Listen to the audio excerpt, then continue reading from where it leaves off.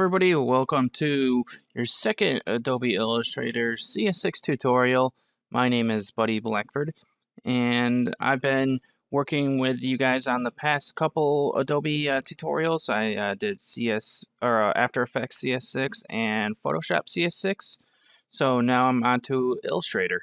So today in the tutorial, we're going to learn about the Illustrator CS6 system requirements, and I'm going to set you guys up to get started so you can follow along with the tutorials a little bit better.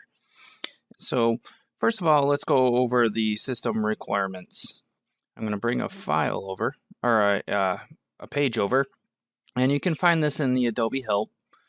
And Illustrator has some minimum requirements. They're not too high, but you pretty much you need to follow these so that it will work correctly. So if you're trying to use like an old ass laptop or something like that, it's not going to Illustrator CS6 isn't even going to work.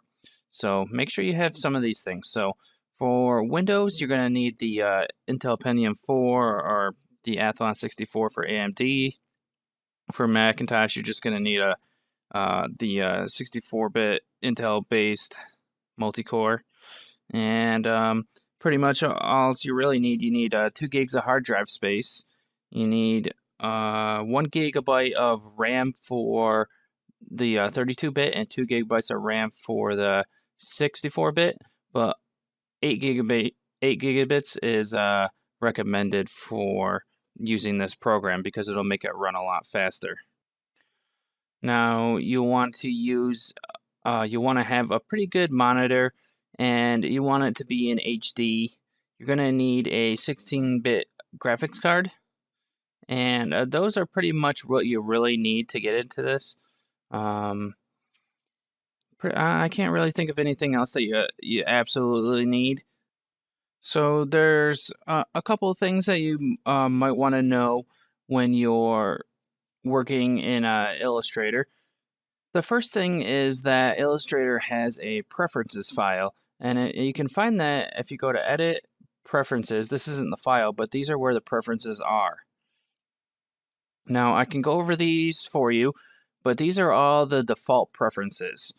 And the quickest way to do that, to get the default preferences, so that they'll be like exactly like mine and you'll see everything like I have here, is to go into your preferences file on your computer and delete it.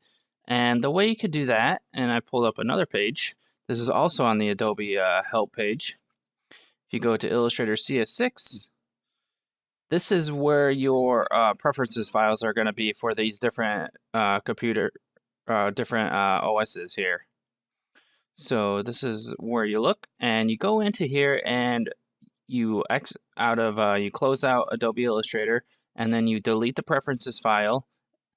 This is for if you already have messed with the preferences, and then you start Adobe Illustrator again, and it'll automatically bring in a new preferences file that you can use, and it will be the defaults. So that's how you reset the defaults for the Illustrator CS6. And I think that's been up long enough. Another thing that I wanted to go over was the different types of Illustrator that we've got here. We've got a 32-bit and a 64-bit mode for Illustrator. And the 32-bit and 64-bit refer to a way that the computer processes information, the CPU more precisely. And let's see if I can go into mine.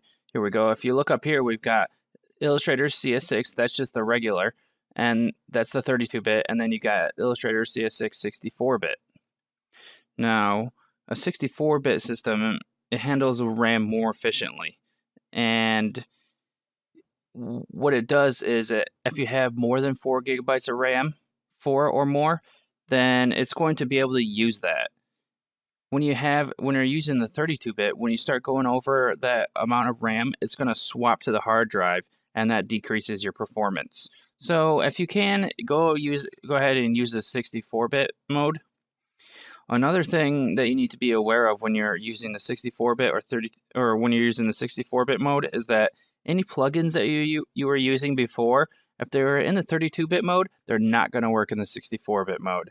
So there's a little trade-off there, and sometimes companies or people make plugins that only work on the 32-bit mode.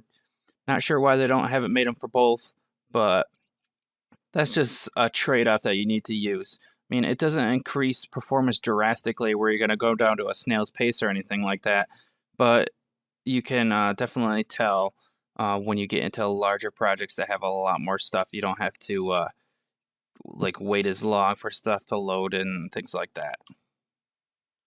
So in short, a little recap of what I just went over. I went over the system requirements.